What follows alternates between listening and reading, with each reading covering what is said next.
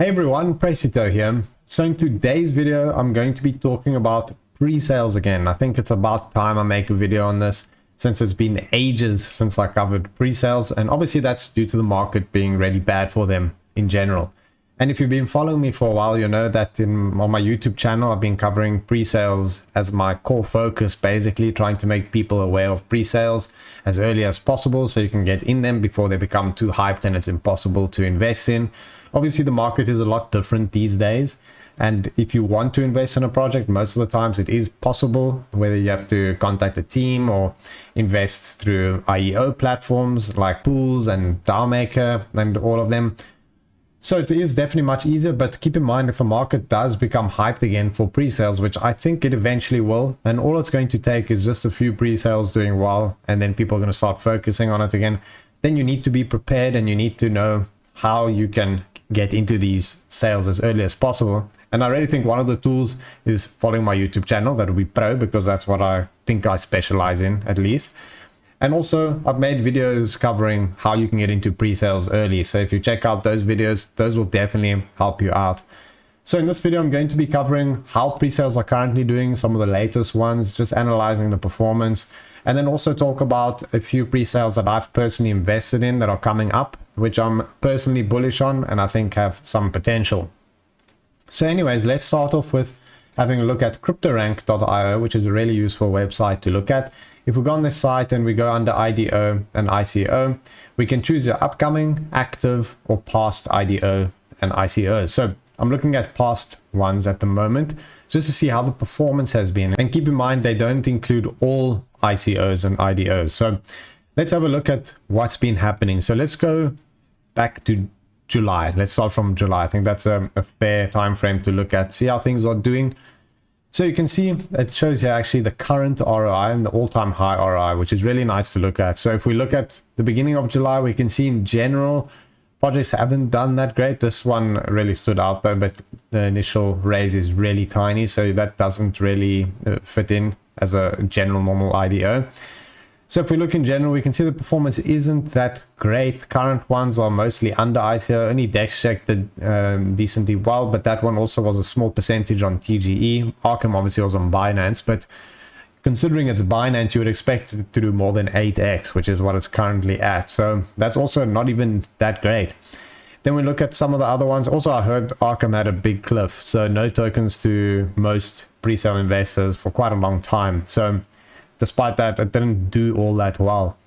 So if we have a look at some of the other ones, Sophieverse did quite decently. That did 5.3x. Moon, you can see a lot of these obviously are not so known. And also keep in mind the launch pads that it went on is quite important to consider. Like Comunitas isn't that of a well-known launch pad. Pools is quite well-known and decently hyped, but also not the best. But we can see here how they perform. Like this one on Comunitas did quite badly. This one also did quite badly. That was just on Pancake Swap. And then we can have a look. Spores Network is another new launchpad that's come out, and their project Swords of Blood really didn't do that pro. So that might make you think to avoid Spores Network, but I'm sure they will be trying to make up for that.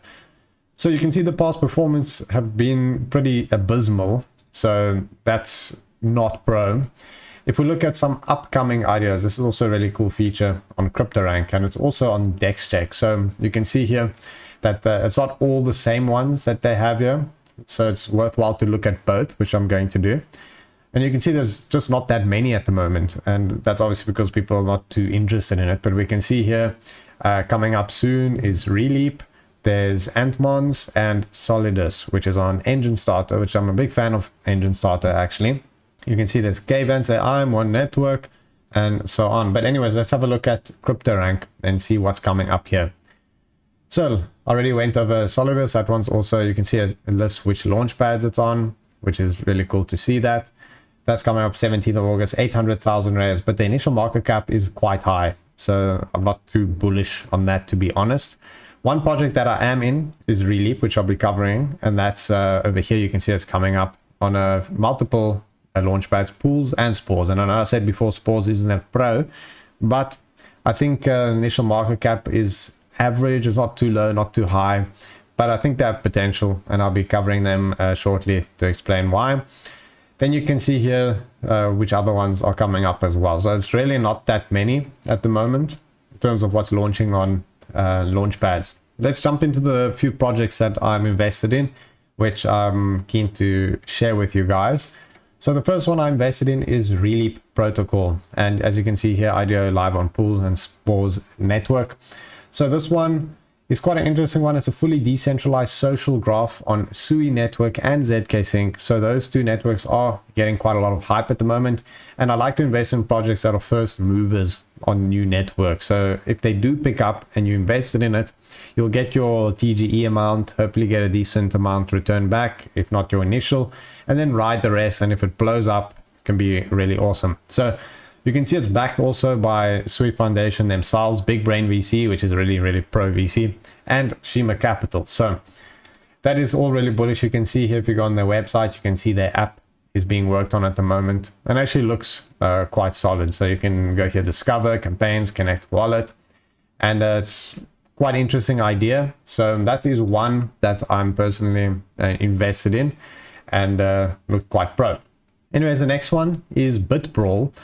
So this one, there's no information about IDO date at the moment, but as you know, play to earn was huge last play to earn season. Obviously it was insane, everything was mooning like crazy. This is a play to earn game as well. So I'm getting into some which I think are really solid, because I think once P2E comes back, which I really think it will, then it's good to be invested in these early. People will be asking, oh, how did you get into that? So, well, during the bear market when no one wanted to. So that is a reason why I'm getting into it. And keep in mind, I'm not putting a ton into these projects. I'm only putting in what I can afford to lose, since I do know the market is really bad at the moment. So I don't want to get wrecked, because the chances of them not doing too good is still there. So you have to be really careful with that. But BitBrawl, as you can see, is a cross-chain platform fighting game, and you can brawl online with your favorite NFTs on multiple chains, on or 10,000 unique brawlers. If you have a look at their website and check out some of their backers, also those are really big names. Big Brain Holdings is there again, Morningstar Ventures, which I'm a big fan of, Shima Capital is there. So the names are really big. I always look at the backers, especially during the bear market periods, because those are also really vital to look at in terms of the connections and what they will likely be doing.